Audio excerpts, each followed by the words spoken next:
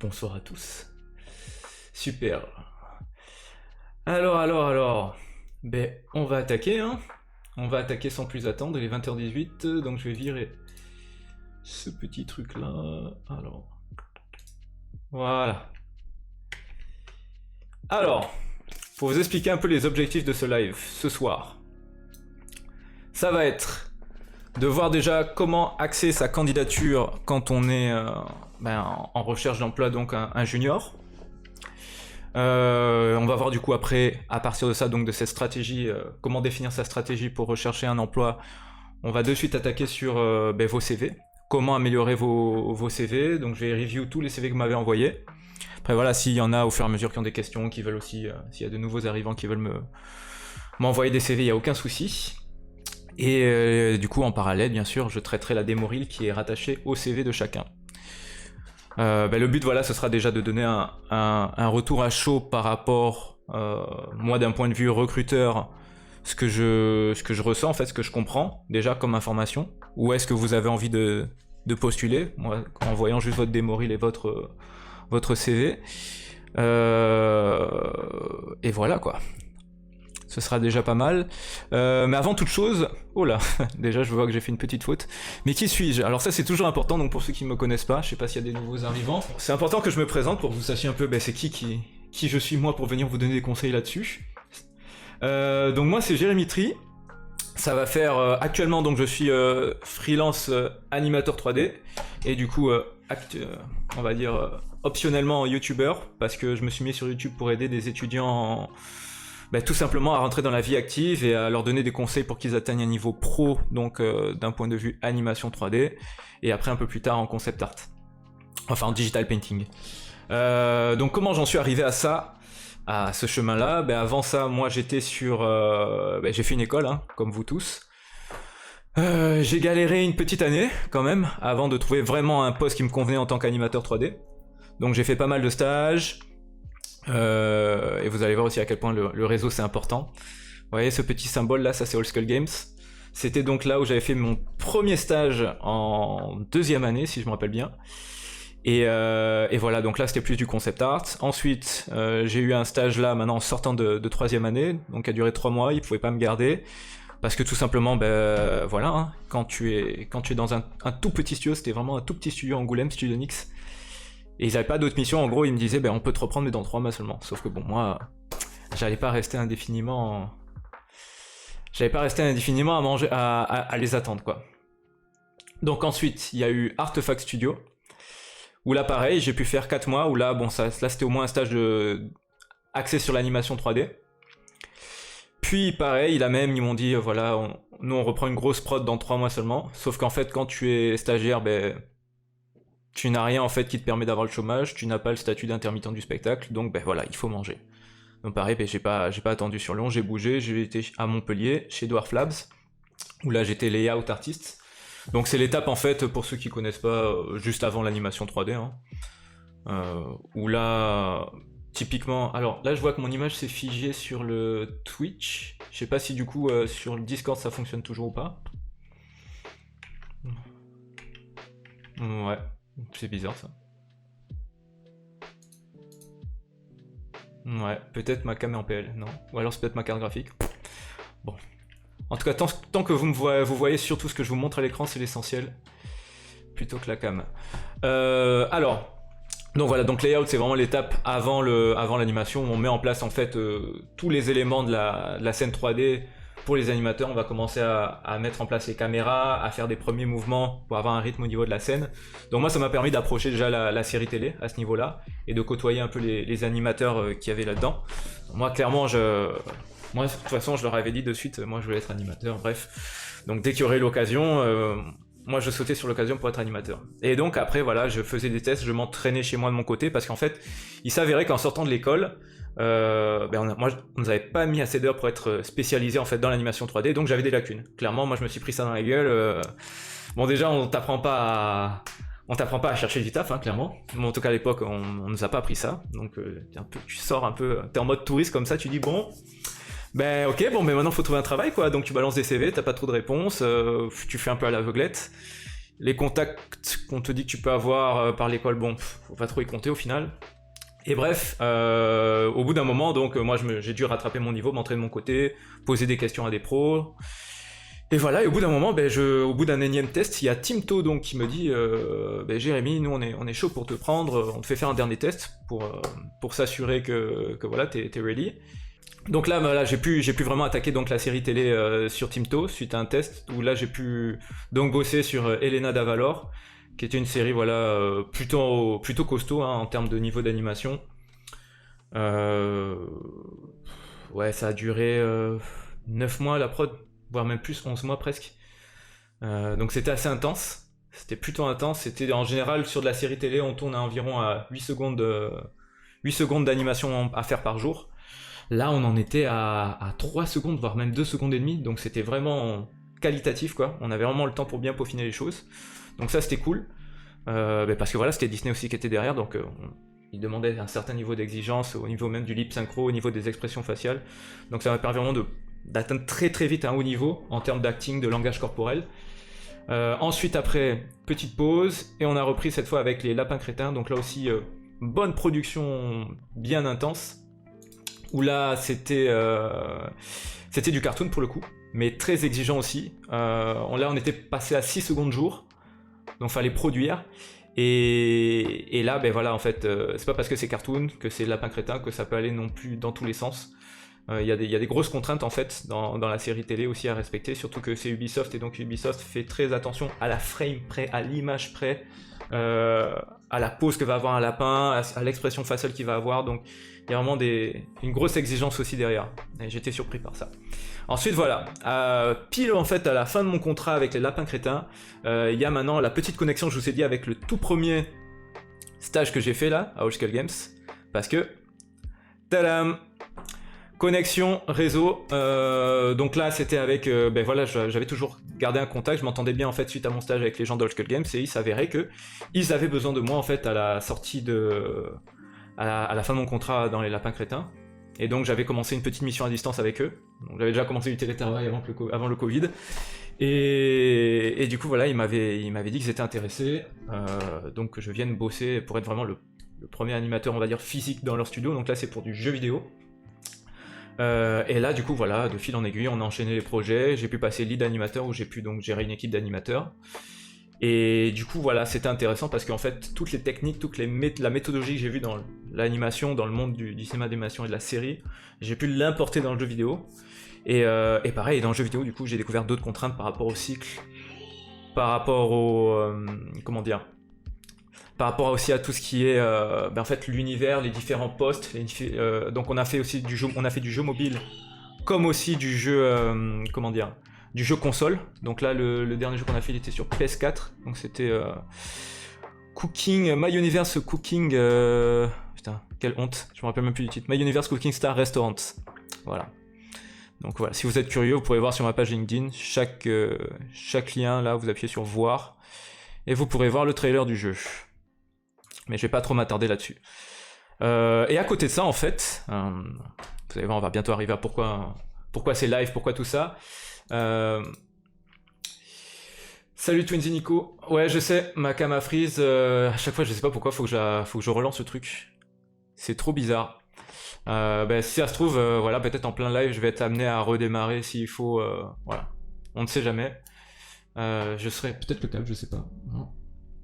En tout cas, s'il faut, voilà, peut-être qu'il faudra que ne vous inquiétez pas si un moment ça pète, le live. C'est-à-dire qu'il faudra que je refasse vite fait un réglage au niveau de la carte graphique. D'ailleurs, je vais allumer la lumière. Parce qu'elle commence à faire un peu sombre. Donc bref. Pour en arriver là, donc comment je suis arrivé à faire ces lives là, c'est que en parallèle maintenant, j'ai pu intervenir aussi dans des écoles. Donc ça, c'était au sein de Old Skull Games, où en fait notre patron, quoi, notre boss Nicolas Brière, nous a encouragé, certains d'entre nous en tout cas, à intervenir dans les écoles pour repérer un peu les talents des futurs recrues. Donc j'ai été amené aussi à faire du recrutement pour agrandir notre équipe d'animation. Et voilà, j'ai pris goût à l'éducation et j'ai vu qu'au final il y avait encore des problématiques en fait que moi j'avais un peu vécu dans mon école à l'époque, quoi. Donc notamment ce côté-là où c'est encore très généraliste, on n'a pas le temps d'approfondir certaines matières. Et même au niveau voilà de tout ce qui est vie professionnelle, mais stratégie de recherche d'emploi ou quoi que ce soit, ben encore une fois voilà les étudiants se retrouvent un peu lâchés dans la nature. Donc j'étais un peu curieux, donc ça c'était la première année, et donc je me suis dit bon ben j'ai envie d'un peu plus enquêter là-dessus, sur les écoles. Et en plus, moi, j'ai pris goût à l'éducation à ce niveau-là. Donc là, je me suis mis freelance entre l'année 2020 et 2021. Donc j'ai quitté mon CDI avec All Skull Games pour m'investir un peu plus dans l'éducation. Et là, voilà, j'ai fait vraiment une grosse enquête de terrain, on va dire. Donc j'ai approché IARTSUP, SAE Paris, Innov Lyon, Brassard Lyon, IIM, qui est donc l'Institut Léonard de Vinci, mais qui s'appelle IIM. Bon, bref, qui est à Paris, Autographe qui est à Paris, Ciméart qui est à Béziers. Donc ça fait 7 écoles avec lesquelles je collabore. Bon après voilà, hein, je suis pas...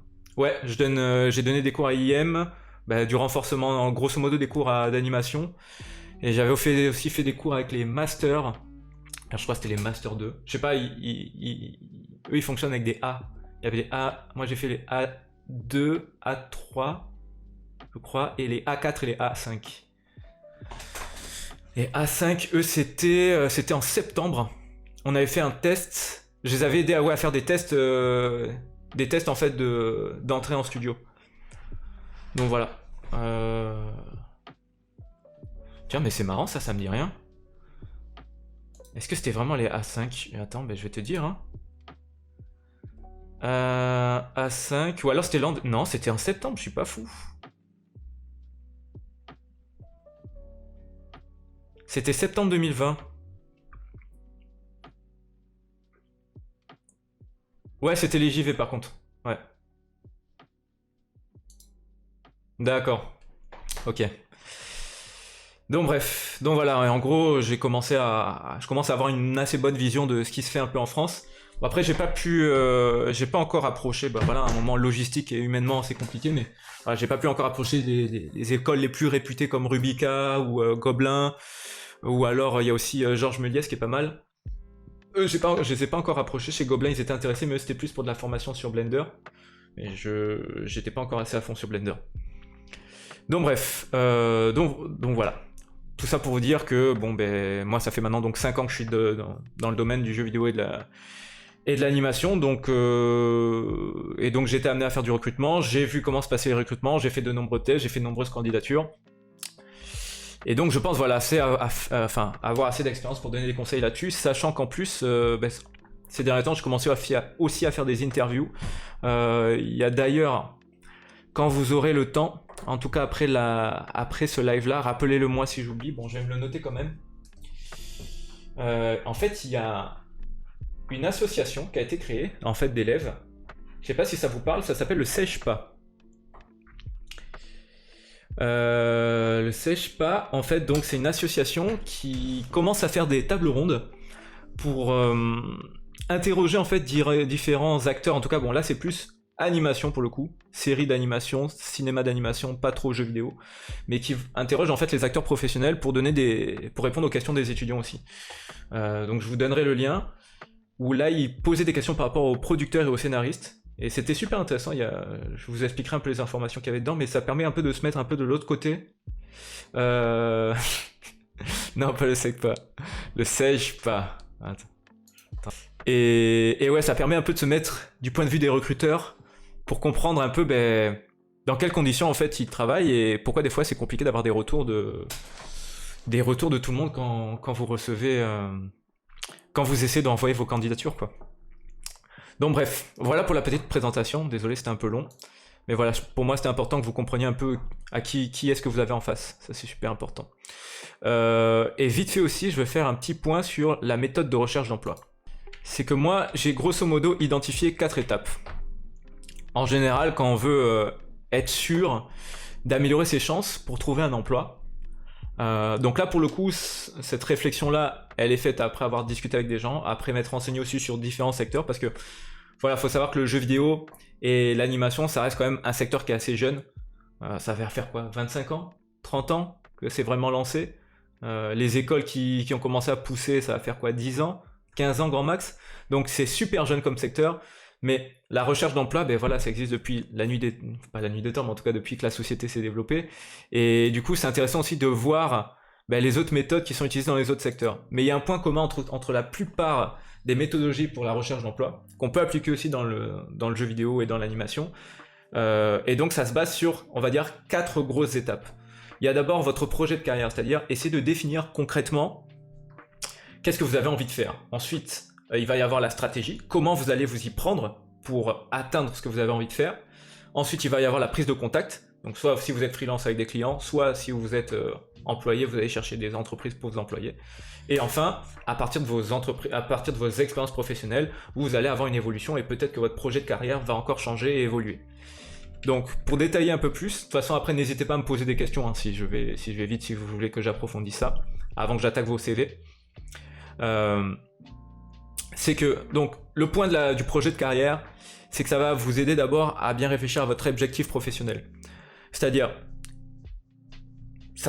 en fonction, on va dire, d'à quel point vous avez pu expérimenter, à quel point c'est assez mature dans votre tête, cette vision que vous avez à long terme, soit vous allez pouvoir être précis sur un poste que vous visez particulièrement, soit ça va être un style de projet. Donc quand je dis style de projet, ça peut être par exemple, est-ce que c'est pour aller bosser sur du long métrage? Si c'est du long métrage, est-ce que c'est du cartoon? Est-ce que c'est du réaliste? Est-ce que c'est pour faire du VFX? Est-ce que c'est du jeu vidéo? Alors oui, jeu vidéo, mais quoi? Jeu vidéo mobile, jeu vidéo type action, jeu vidéo type cartoon, jeu vidéo type réaliste, pareil. Il va falloir essayer de réfléchir peut-être à une direction artistique. Sinon, tout simplement, est-ce que vous avez une ambition? Est-ce que vous avez un rêve précis à accomplir aussi? Il y en a, par exemple, il y en avait un, il me disait, lui, ce qu'il a envie de faire, ça c'était un de mes étudiants, il a envie de pouvoir passer en fait des messages forts, des messages des fois un peu politiques, et pour ça, il veut passer par le média de l'animation, parce que pour lui, ça permettrait en fait de raconter des histoires qui font réfléchir à travers l'animation. Il y en a un autre aussi, lui, tout ce qu'il voulait, c'était tout simplement mettre plus en avant en fait la culture africaine, à travers en fait son art. Donc, ça peut être un objectif à moyen ou long terme. Mais voilà, c'est important que vous ayez en tête vers où vous voulez aller. Pourquoi? Parce qu'en fait, ça va vous permettre de dresser votre profil de candidat. Et donc, définir une stratégie de recherche d'emploi. Donc, ça va passer par votre book.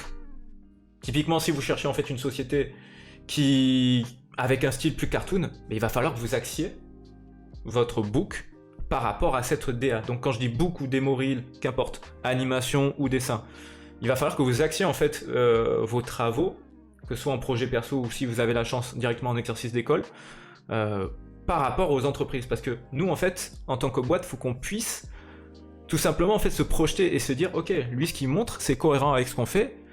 Il a un style qui peut clairement s'adapter en fait à notre production. Alors que si par exemple vous allez sur Clash of Clans, je sais pas si ça vous parle, ou alors je sais pas, bon je vais prendre un truc qui parle encore plus, Toy Story, vous voulez aller bosser sur Toy Story mais vous venez avec que des trucs réalistes, ça va être hors sujet. Donc il va falloir... Salut Blaise Waka. Du coup il va falloir axer en fait votre candidature par rapport à ça. Et une fois que votre portfolio, vous commencez aussi à bien le placer, juste derrière, il va falloir aussi que ça soit clair sur votre CV, sur votre LinkedIn, parce que les deux sont assez liés. Je sais pas si vous avez pu voir mes vidéos YouTube là-dessus, mais j'explique assez bien le lien entre les deux, en fait, entre CV et LinkedIn. De plus en plus, en fait, les entreprises maintenant iront directement voir votre LinkedIn, en fait. Donc, prenez soin de votre LinkedIn autant de votre CV. Et que ça soit portfolio ou démo reel, en fait, vous allez voir qu'il va falloir essayer de réfléchir sous un ensemble cohérent. C'est-à-dire que par exemple, les couleurs, les textes, la manière dont les informations que vous allez mettre dans la démo reel, dans votre LinkedIn, dans votre CV, dans votre lettre de motivation, tout ça, il va falloir qu'il y ait un style cohérent là-dedans, qu'on comprenne que tout ça vient de la même personne. Donc ça aussi, c'est super important. C'est comme si un peu vous montrez votre image de marque. Et l'image de marque, c'est vous-même. Donc, par rapport à ce que je vous ai dit, axez vos projets, donc ça, vous pouvez fonctionner avec un plan d'exercice aussi précis, de projet à réaliser en fonction de vos objectifs. Si par exemple, moi je vais travailler dans le jeu vidéo, et alors je vais prendre quoi comme exemple? Allez, League of Legends, au moins ça va parler au maximum de personnes. Je veux aller travailler chez League of Legends, chez Riot Games. Il va falloir que j'analyse un peu les types d'animations en fait qui se font dans le jeu, et que moi j'essaye du coup de faire des animations qui pourraient être demandées en fait. Donc un cycle de course, un idle, une attaque spéciale, Qu'est-ce que ça peut être encore? Un taunt. Enfin voilà. Des choses en fait qui pourraient tout simplement être utiles pour le jeu et qui pourraient s'intégrer dans le jeu. Et ça va être la même chose, là j'ai pris l'exemple de l'animation, ça peut être la même chose pour de la 3D, faire des assets qui pourraient être dans League of Legends, ou tout simplement aussi un personnage qui pourrait être dans League of Legends, donc ça soit pour le faire en 3D, ou pour faire des concepts aussi en dessin. Mais voilà, il faut que vous puissiez en fait créer des choses qui vont s'impliquer dans l'univers du jeu où vous voulez aller. Et là, je vous vois venir, vous pouvez me dire, ouais mais Jérém, je peux pas m'amuser à faire ça pour tous les studios en fait. Mais comprenez un truc, ça reste quand même des styles globaux.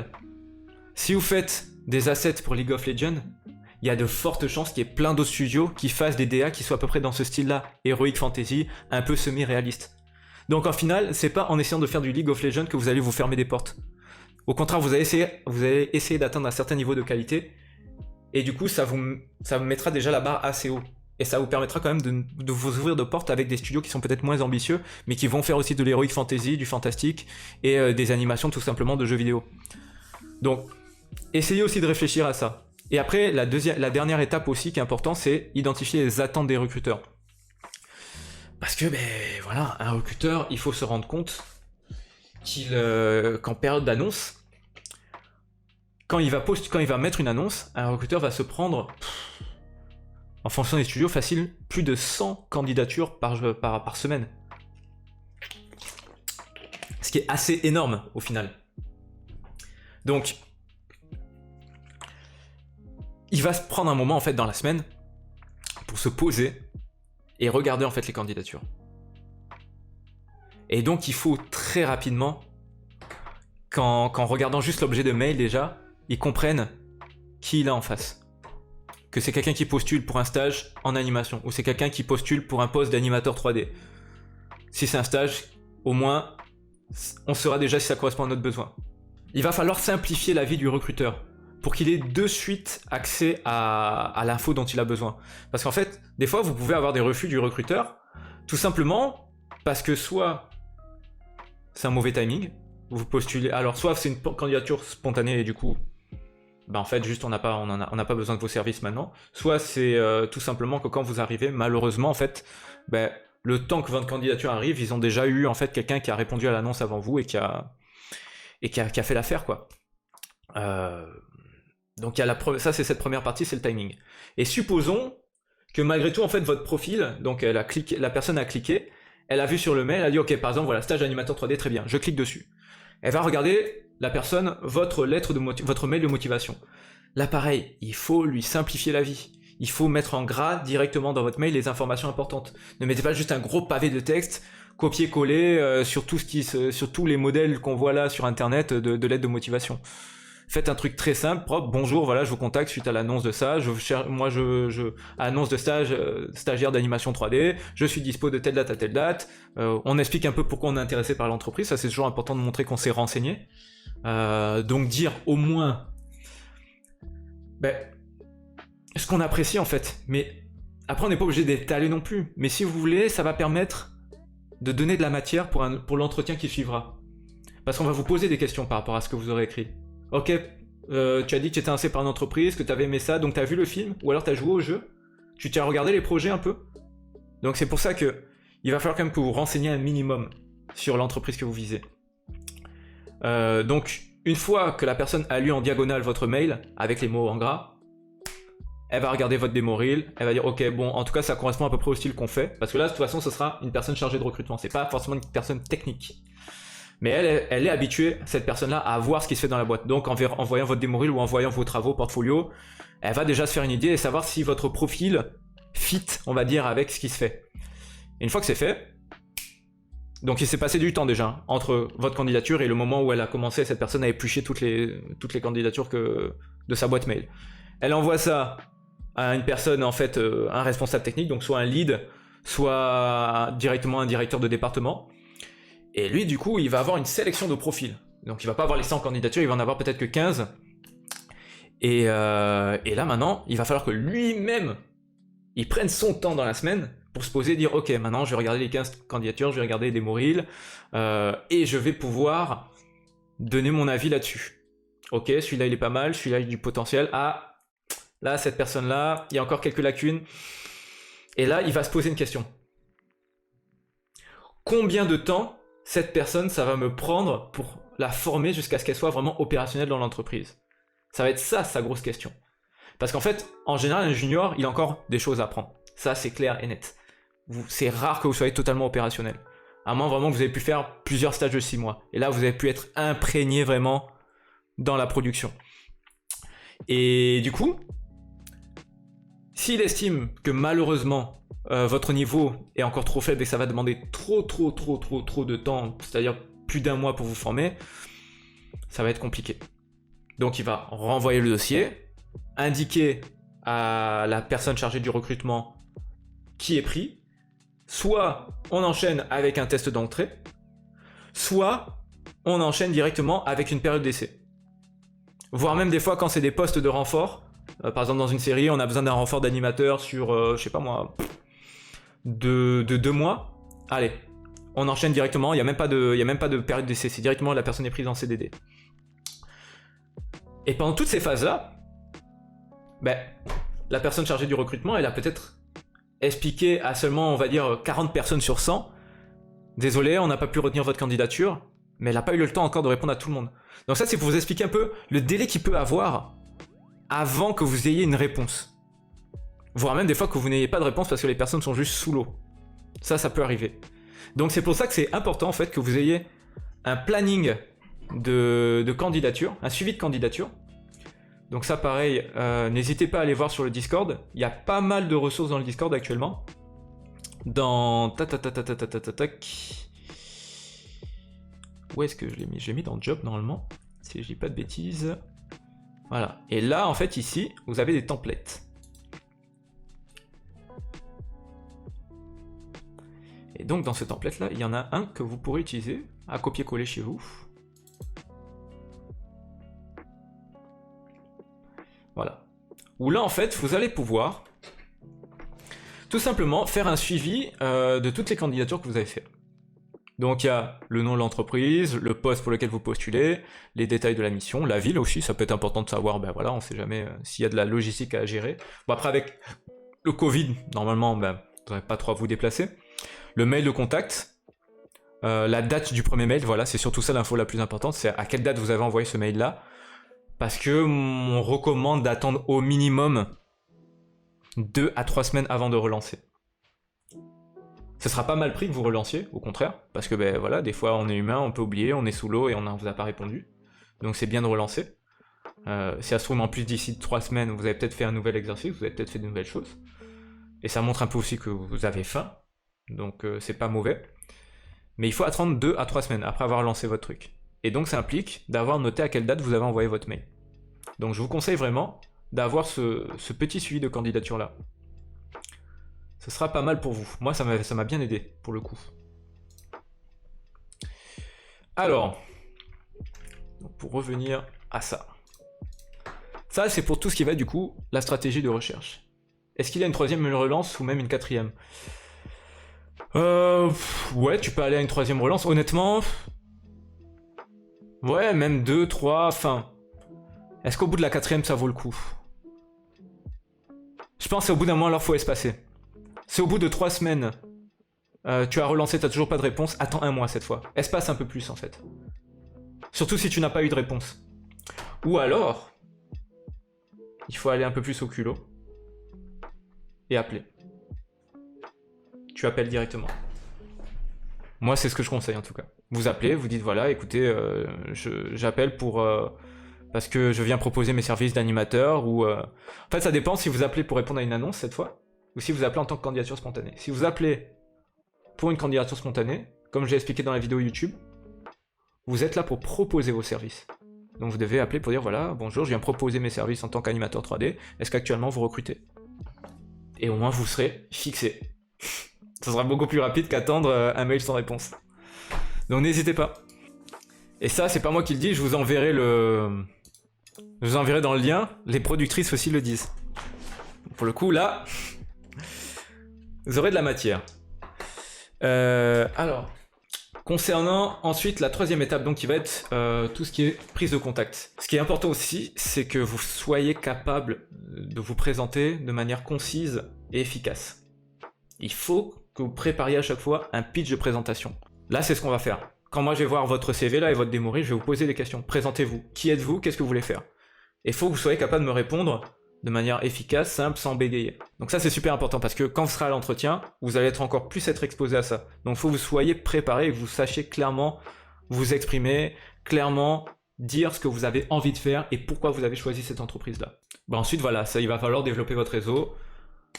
Comme j'ai mis dans la vidéo de développer son réseau LinkedIn, allez dans des groupes, allez dans des Discord maintenant. Franchement, c'est ouf tous les Discords qui existent pour où il y a des gens en fait qui s'entraident. Donc n'hésitez pas à les rejoindre. Vraiment, ça c'est super important. Et après voilà, candidature spontanée ou via annonce. Donc ça c'est ce qu'on a vu. Et des fois, il faut aller au culot.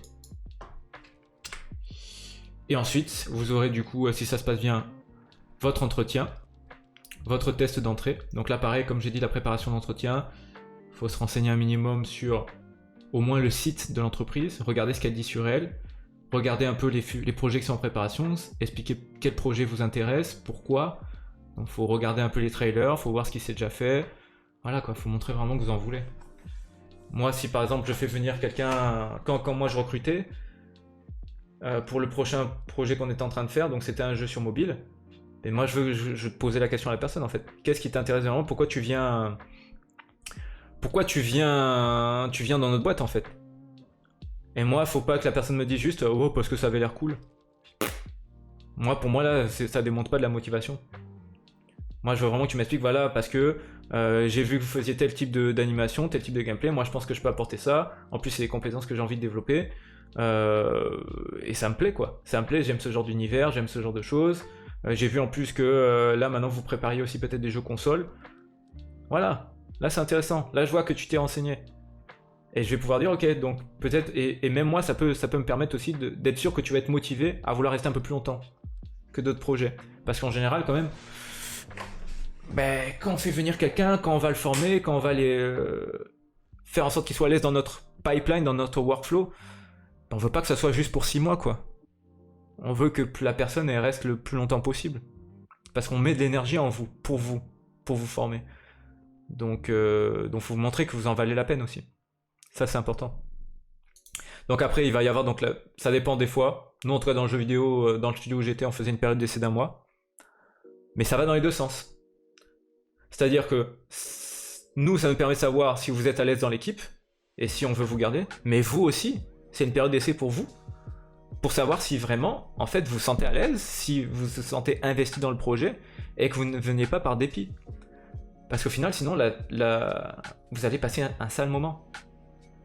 Parce que c'est quand même 35 heures, voire même des fois 39 heures dans la semaine que vous allez faire, et si vous y allez en traînant des pattes, non seulement ça va pas être motivant pour l'équipe en fait, pour dire celui-là, ce junior là il est pas oufissimement investi non plus quoi, il a pas l'air super motivé, hypé par le projet quoi. Tout le monde est chaud dans l'équipe mais lui limite on sent que c'est du fake quoi. Donc c'est pour ça aussi que cette période d'essai là est là, et c'est pas grave en fait si ça vous plaît pas, c'est pas grave si au final le travail, la mission que vous pensiez qu'elle était, c'est pas finalement ce qui vous plaît le plus. Ça fait partie du jeu. Donc quand vous avez une période d'essai, il faut bien savoir que ça va dans les deux sens. Ne soyez pas, vous ne vous sentez pas toujours inférieur parce que vous êtes junior. Vous avez une valeur aussi quand même. Donc voilà, et à la fin, ce qui est intéressant toujours, c'est que vous fassiez un bilan sur vos expériences, sur vos stages. Que vous ayez dit, ok, qu'est-ce que j'ai appris? Pourquoi c'est important? Parce que pareil, ça va vous permettre après de boucler la boucle. Et ici, de revenir et vous dire, ok, qu'est-ce que j'ai développé comme compétence? Qu'est-ce que je sais maintenant sur moi? Qu'est-ce que j'aime? Qu'est-ce que je n'aime pas? Qu'est-ce que maintenant j'ai envie de faire? Vers quoi? Est-ce que je vais peut-être réajuster mon portfolio, mes travaux par rapport à ce que j'ai appris? Finalement, la 3D cartoon, c'est pas trop mon kiff finalement. J'ai fait le stage et j'ai vu que c'était pas trop mon délire. En fait, ça se trouve, moi je préfère plus l'animation 2D ou le concept art. Voilà. Mais au moins, ça va vous permettre, toujours, en prenant le temps de faire ce bilan, de mieux axer en fait vos envies. Et après aussi, quand vous allez faire votre pitch de présentation, vous aurez ça en compte. Vous serez capable de dire, voilà, moi j'ai fait ça, ça, ça, j'ai appris ça, mais finalement, moi c'est plus ça que j'aime. Et regardez maintenant sur mon portfolio, j'ai adapté mon portfolio, je me suis orienté plus vers la spécialité où je me sentais le plus motivé. Donc voilà, sur une petite réflexion à avoir en amont quand vous faites votre recherche d'emploi. Donc là, vous pouvez peut-être vous dire, putain, fait chier, si j'avais su ça avant, ça m'aurait fait gagner du temps. Certes, c'est vrai. Mais écoutez, malheureusement, voilà, c'est comme ça. Toutes les écoles n'ont pas des cours là-dessus. Faut faire avec. Voilà, actuellement, c'est comme ça. Au moins, vous avez la chance ici d'avoir un live où vous pouvez avoir une petite piqûre de rappel ou une petite gifle de réalité à ce niveau-là. Et maintenant, on va pouvoir voir un peu aussi comment rebondir en fait par rapport à tout ça, quoi. Parce que c'est jamais trop tard. Si ça fait moins d'1 an que vous cherchez, il y a de l'espoir. Et croyez-moi que j'en connais, ils ont fait plus d'1 an et demi jusqu'à trouver vraiment quelque chose qui les intéressait. Parce que malheureusement, ils se sont rendus compte qu'il y avait encore des lacunes, quoi. Donc ils ont dû encore s'entraîner. Donc voilà. Alors du coup, on va regarder ce qu'on m'avait envoyé. Et maintenant, ça va être à vous de vous exprimer. Alors, on va commencer avec Tidiane. Alors, Tidiane donc, animateur 3D. Animateur 3D, 22 rue d'Alsace, le Valois-Perret, donc à Paris. Ok. Tac, alors attends, je vais un peu dézoomer. Je vais voir un peu dans l'ensemble déjà qu'est-ce que ça donne quand on reçoit ton CV. Alors, paf. Bon, déjà, ce qui est cool, c'est que ta photo, elle est très... Moi, elle m'inspire des bonnes vibes. Donc ça, c'est cool déjà. Ouais, non, franchement, c'est top. Je me dis, il a l'air sympa. En tout cas, voilà, je le vois, il a l'air sympa là, avec la photo. Donc c'est cool. Alors, ce qui est dommage dans ta mise en page là au début, alors ouais, normalement on voit mon curseur, ok, c'est top, c'est que en fait le poste pour lequel tu postules, donc animateur 3D, il est un peu isolé et il est quasiment de la même taille que ton adresse postale, que ton mail, que tes coordonnées en fait. Alors pour moi, ces informations là, elles sont secondaires. Ce qui doit nous sauter aux yeux, c'est Tidiane So, animateur 3D. Boum. Ça, c'est super important. Ah ouais, à côté, en fait, pour moi, tout ce qui est là, tu devrais le mettre à droite, et ton poste, tu devrais le mettre ici en dessous de ton nom en plus grand. Et limite, lui, tu pourrais le mettre en orange. En fait, là, c'est bien, tu t'es limité à 3 couleurs, bleu, orange et blanc. Nickel. Mais du coup, voilà, utilise vraiment le orange pour mettre en avant les infos importantes. Ensuite, alors, diplôme et formation. MGM graphique, animation 3D. Là, vraiment, je vais vraiment le lire comme si j'étais un recruteur. Hein. Donc, MGM graphique, design, Paris, animation 3D, diplôme type RNCP, niveau 6 de réalisateur 3D. Tu vois, voilà, typiquement, savoir que tu as obtenu le diplôme, pour moi, c'est pas très important. À la rigueur, moi, ce que j'ai besoin de savoir, c'est qu'est-ce que vous avez fait dans cette formation. Donc là, tu me dis animation 3D. Mais voilà, moi, ça m'intéresserait un peu plus. L'université, licence études visuelles, numérique de l'art, ça à la rigueur, ouais, why not. Ça, why not, ok. Mais ça, par exemple, voilà, comptabilité, bon, franchement, ça, on s'en fout. Ça, tu peux virer. Ensuite, expérience professionnelle. Icon One, Ronnie Soubois, assistant 3D. Alors, qu'est-ce que c'est un assistant 3D? Réalisation des stands pour événements en 3D. Préparation des plans pour la fabrication. Préparation, attention, préparation des images pour impression. Alors, qu'est-ce que ça veut dire préparation des images pour impression? Je pense que là, il faudrait bien préciser du coup préparation de visuel 2D. Parce que image, pour moi, c'est flou. Je sais pas si c'est des images qui vont être en 3D. Tu vois, là, t'as parlé de logo. C'est déjà un peu plus précis. Préparation des plans pour la fabrication. La fabrication de quoi? D'accord. Ok, alors je pense que ces deux phrases-là, on pourrait les fusionner. Ça pourrait être par exemple préparation, réalisation des plans et conception en 3D des stands en fait. Ça serait plus simple, ouais. Ouais, et conception en 3D des plans pour l'événement. Bon, Carrefour par exemple, voilà, typiquement ça c'est le genre d'expérience, on n'a pas besoin. Ça prend de la place pour rien. Connect data, gestion de stock, ouais, ça pareil. Ouais, en fait... y a un truc, je pense, qui fait peur aux étudiants, c'est que souvent, en fait, ils ont peur de ne pas avoir un CV hyper rempli. Mais je veux dire, pendant tes études, vous avez pas fait un projet de fin d'année? C'est une expérience, ça. Bah ouais, regarde, moi je vais vous montrer un exemple. Moi, par exemple, comme expérience, j'ai mis court-métrage de fin d'année, concept artiste. Et donc là, j'ai expliqué. Donc là, j'ai mis un petit extrait de ce que j'ai fait. Donc design de personnages, props et décors, illustration et storyboard, travail en équipe de 5 d'après le film Le Château ambulant, réinterprétation du scène emblématique, donc du film. Et ça, c'est un court-métrage de fin d'année. Après... Mais ouais, mais ouais. Alors là, moi, mon CV, il est pas hyper rempli, hein. La formation, j'ai juste ça, hein. Mais par contre, j'ai expliqué un truc dans la formation. Compréhension et expérimentation des différents corps de métier du jeu vidéo et du cinéma d'animation. Spécialisation en concept art en 2e année. Tu vois, là j'explique concrètement ce que j'ai appris, ce que j'ai retenu comme leçon, et ce vers quoi je me suis spécialisé au sein de cette formation. Ça c'est du concret. Ensuite là pareil, j'ai dit que j'ai fait une game jam, donc c'était 2 jours en distanciel. Création d'un jeu de plateforme 2D sur PC autour du thème machine. Travail en équipe de 4, recherche de personnages, décors, props, UI et intégration dans Unity. Et là pareil, là c'était un exercice. Fortnite, design d'armes, concept artiste et modélisateur 3D. Donc là j'ai fait recherche du design d'une arme s'intégrant à l'univers du jeu Fortnite et modélisation 3D texturing. Tout simplement. Et ça c'est des expériences qui sont pour moi professionnelles. Ensuite c'est vrai qu'il y en a qui veulent mettre des fois leur adresse. Moi ce que je conseille c'est mettre juste la ville à la rigueur, la ville et le pays. Ça suffit largement en fait, on n'a pas besoin de savoir exactement où est-ce que vous vous trouvez. C'est juste pour savoir une idée de votre géolocalisation dans la France quoi. C'est là en fait où pareil, quand on vous a pas montré c'est normal hein. Mais c'est vrai que nous on prend les habitudes justement de la recherche de job classique. Mais dans notre milieu il faut aller un peu plus à l'essentiel. Alors c'est vrai Dylan, ville ou région.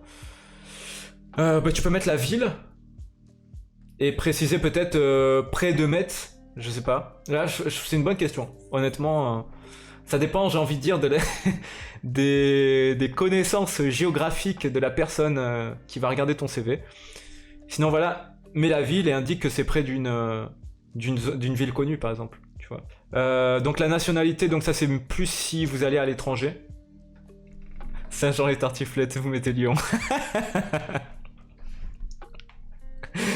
Aïe aïe aïe. Mais par contre voilà, c'est important aussi d'indiquer si vous êtes en recherche de stage, au moins là directement dans le titre c'est clair. Si par contre vous hésitez, par exemple vous savez pas clairement ce que vous voulez faire, sinon mettez concept artiste graphiste 2D. Il y a des options, ça par exemple moi j'aime bien faire une petite description, c'est pas indispensable honnêtement. Ça c'est voilà, si vraiment vous voulez rajouter un petit truc pour parler un peu plus de vous, ce sera toujours de la matière à exploiter pour l'entretien. Mais la petite description de vous, ça tu peux très bien le mettre dans ton mail de motivation par exemple.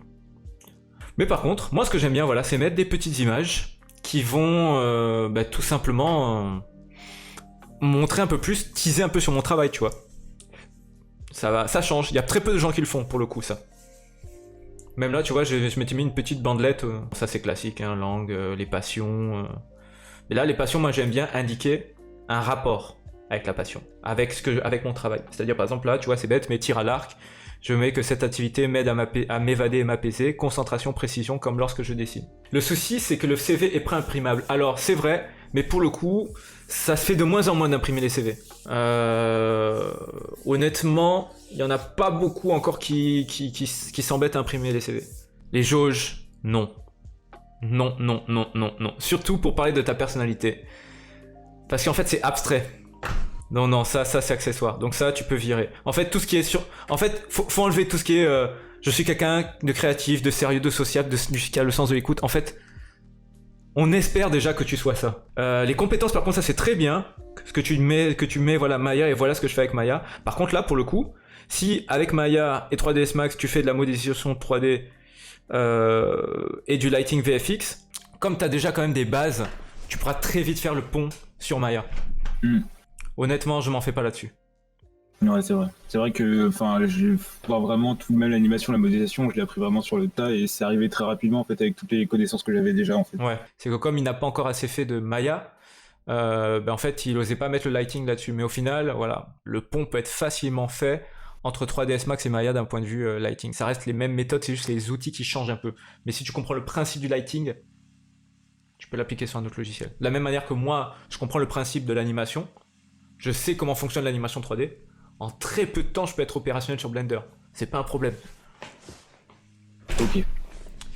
Par contre, toi, tu es là pour être animateur 3D.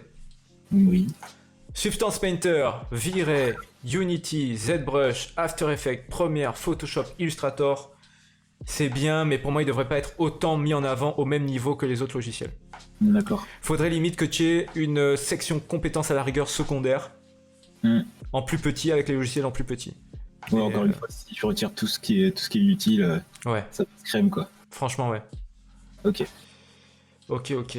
Et là, alors, moi, ce qui m'embête, c'est que là, je sais pas si c'est parce que je suis sur Acrobat, Adobe Acrobat, mais là, je peux pas cliquer sur tes liens. J'avais des problèmes sur les liens d'ailleurs. Le premier, normalement, il est cliquable. Est-ce que même si l'on veut postuler pour un poste d'animateur 3D, il faut quand même mettre toutes les autres compétences sur le logiciel ou c'est pas nécessaire? Franchement, pour moi, c'est pas nécessaire.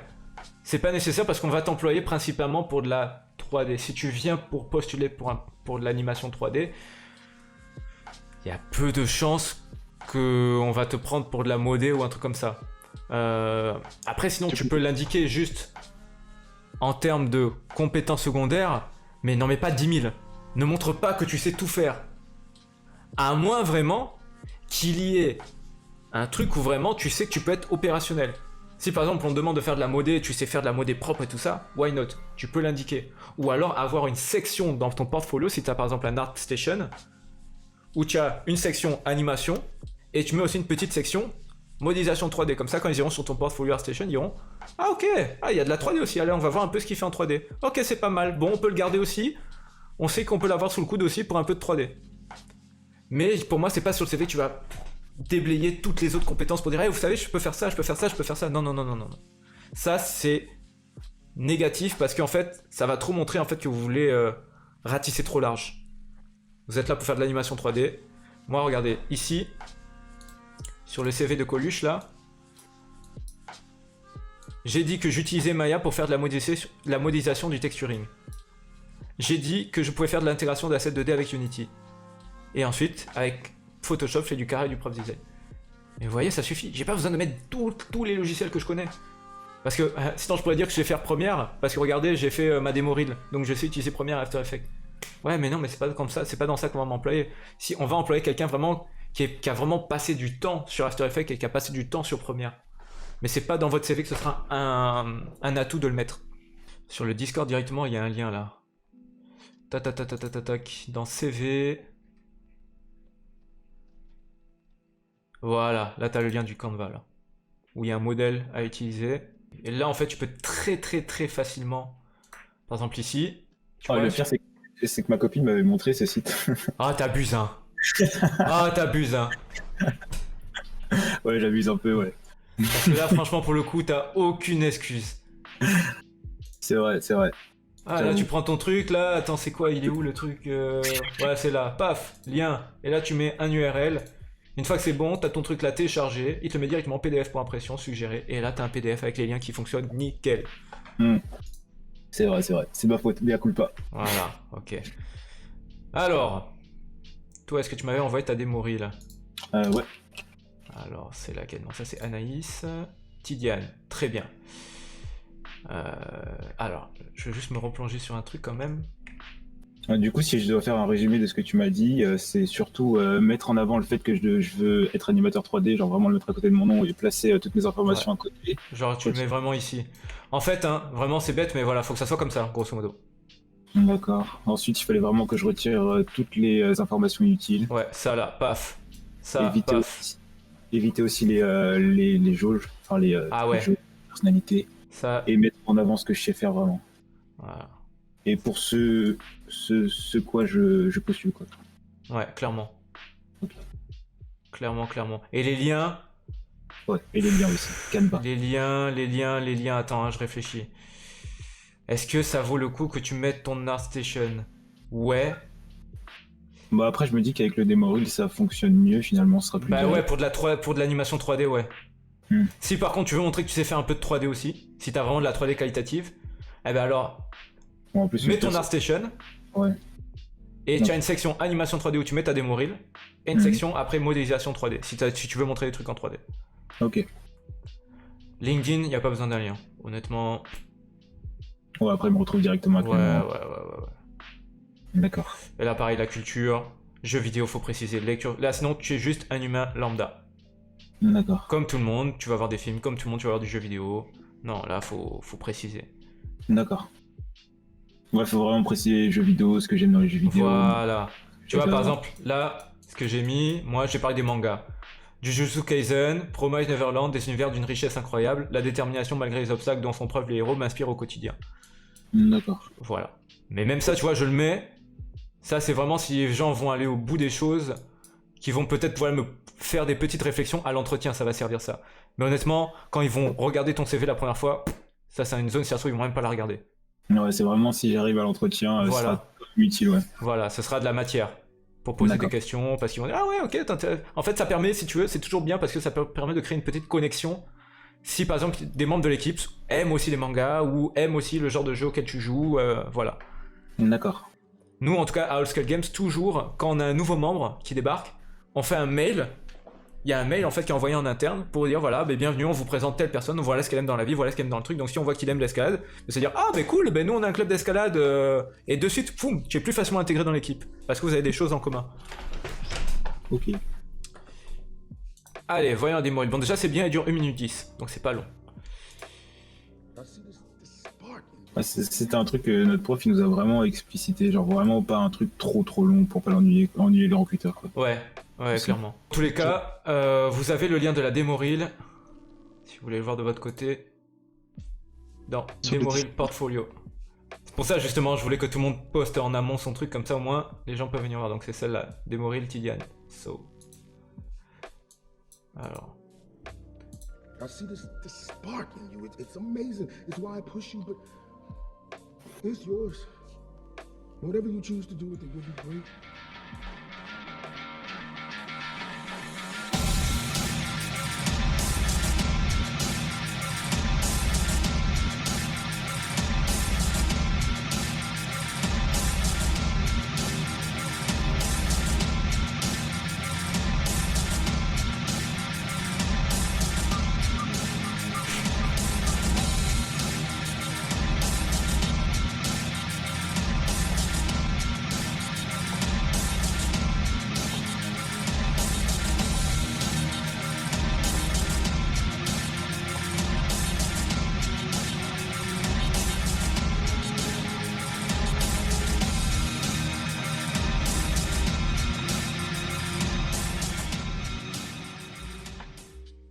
Ok.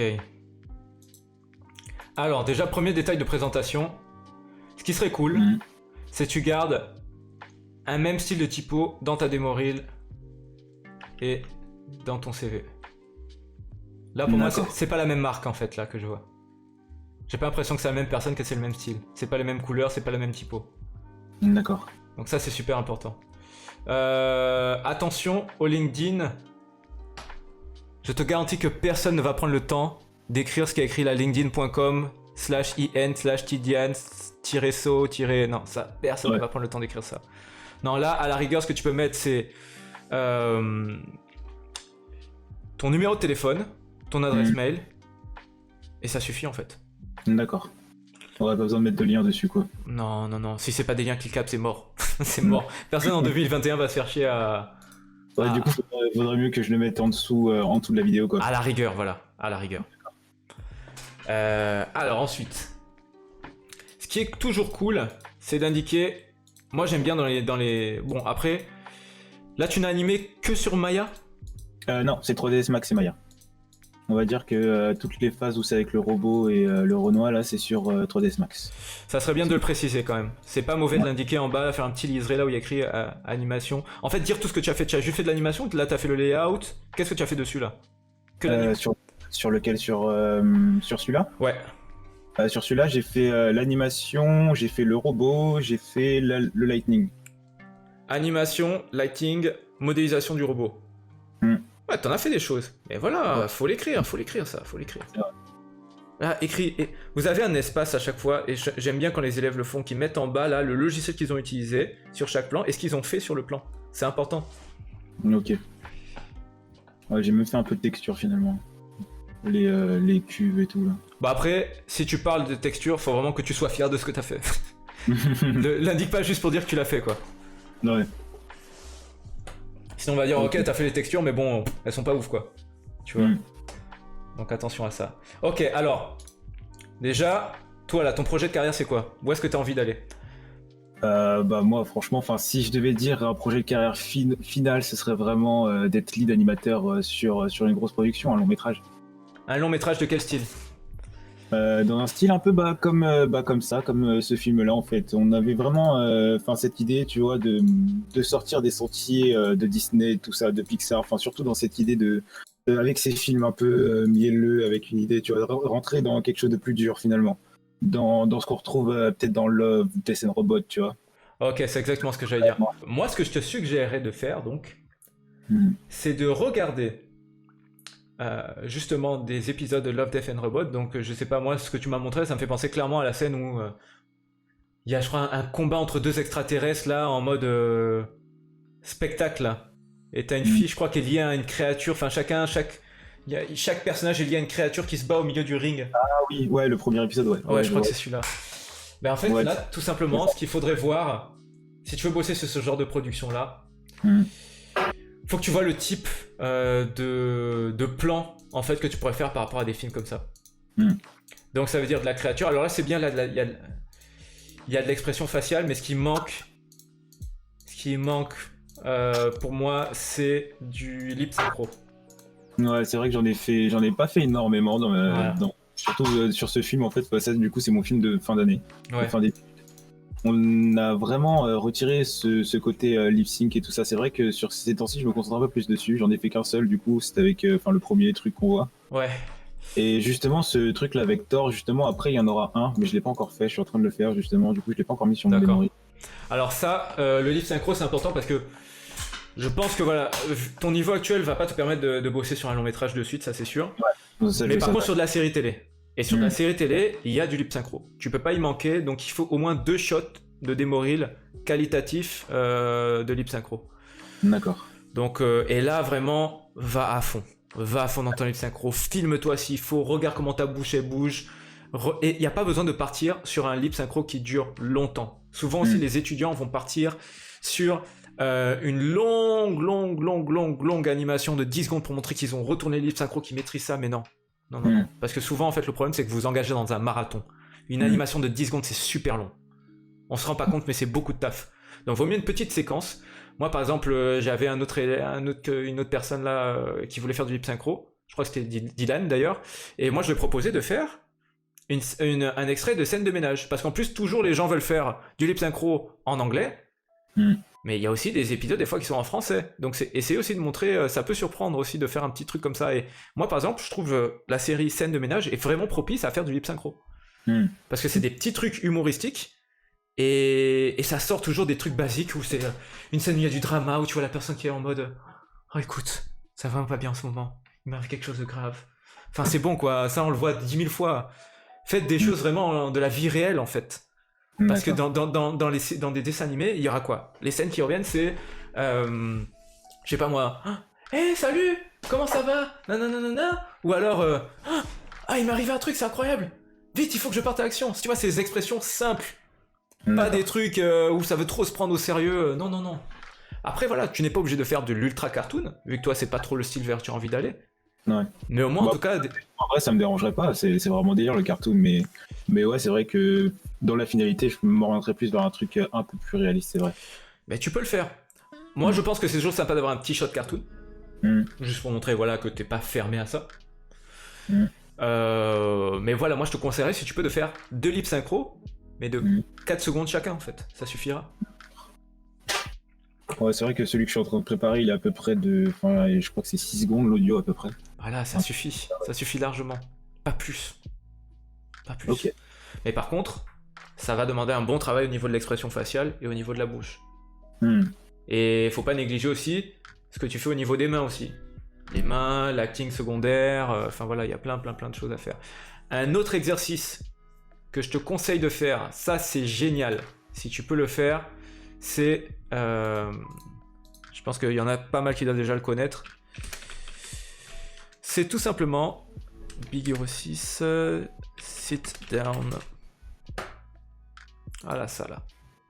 Ça c'est un exercice en général qui permet d'étudier la personnalité de notre personnage. Tu vois, donc là, on a un contexte. Tous les gens qui vont venir sont des personnages de Big Hero 6 et ils viennent dans un café-restaurant. Et chacun va interagir à sa manière. Ok. C'est cool ça.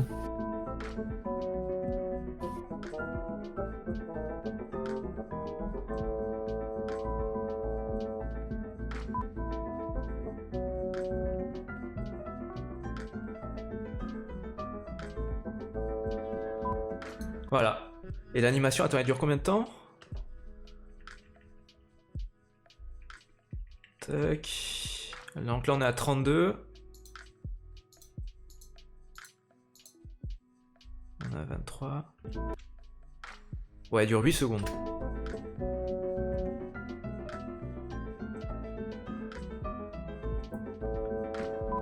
Et voilà, ça c'est bien, c'est très très bien, ça montre que tu sais faire de la body mecha, que tu sais faire de l'acting, il y a un peu d'expression faciale, et ça c'est top, tu fais ça, un lip synchro pour compléter le lip synchro que tu as déjà, et voilà, là c'est bon. Parce que si tu vas chez Timto, le genre de test qu'on va te faire, c'est voir si tu es capable de faire un saut qui fonctionne bien en un temps limité, pour voir un peu ta connaissance de la mécanique du corps, et après on va te faire un petit dialogue très court, il faudra que tu animes à partir d'un storyboard. On va te donner un storyboard et tu vas devoir suivre le storyboard. Et moi, c'était quoi? C'était une petite phrase à la con.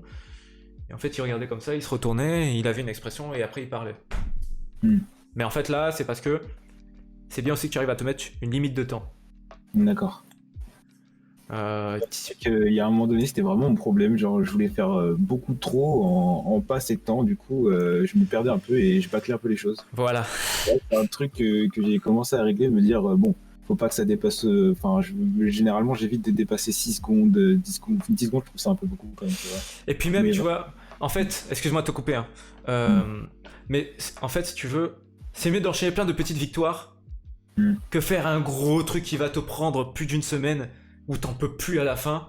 Et tu dis, ok, ça y est, c'est bon, maintenant j'ai fini là, je fais une pause quoi.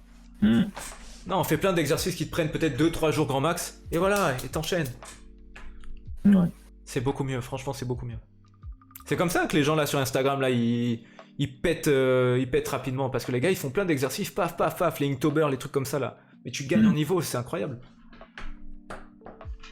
Ok. Voilà, donc voilà pour mes retours en tout cas à ce niveau-là. Je pense que t'as des bonnes bases, c'est juste maintenant il faut un peu plus rajouter certains exercices pour atteindre d'autres... Parce que là tu as eu quoi comme retour par rapport à tes candidatures jusqu'à présent? Aucune, enfin que des retours négatifs quoi. C'est vraiment, enfin après c'est vrai que j'ai postulé un peu tout et n'importe quoi. Vraiment, je voulais un taf quoi. Et j'ai postulé à tout et n'importe quoi. J'ai pas vraiment fait de stratégie comme tu disais au départ. Du coup, c'est vrai que j'ai eu que des retours plutôt négatifs ou aucune réponse tout court quoi. Ok. Et est-ce que du coup, de ce qu'on a vu, ce que j'ai expliqué jusqu'à présent, ça a pu te donner des éléments sur pourquoi ça a pu fail? Ah ouais, bah du coup j'ai tout de suite compris pourquoi ça a fail quoi. C'est que j'avais vraiment pas de stratégie de recherche quoi. Super. Bon ben tant mieux. Ok, bon ben voilà. Tu sais quoi faire maintenant. Merci beaucoup. Ben je t'en prie. Alors, nous avons donc vu dans cette première partie comment bien définir sa stratégie de recherche d'emploi et donc les différentes méthodologies. Nous avons donc pu faire une étude de cas complète sur le profil donc de Tighan So qui est donc animateur 3D en recherche d'emploi. À la deuxième partie du coup de ce live Twitch, nous allons donc nous concentrer sur d'autres profils un peu plus généralistes. Donc avec Anaïs, étudiante généraliste 3D, Océane, artiste 3D aussi qui veut plus s'orienter vers le lighting et le compositing, et enfin Valentin, qui lui aussi est sur un profil généraliste où il se cherche encore un peu. On se voit au prochain épisode, à bientôt dans le dojo.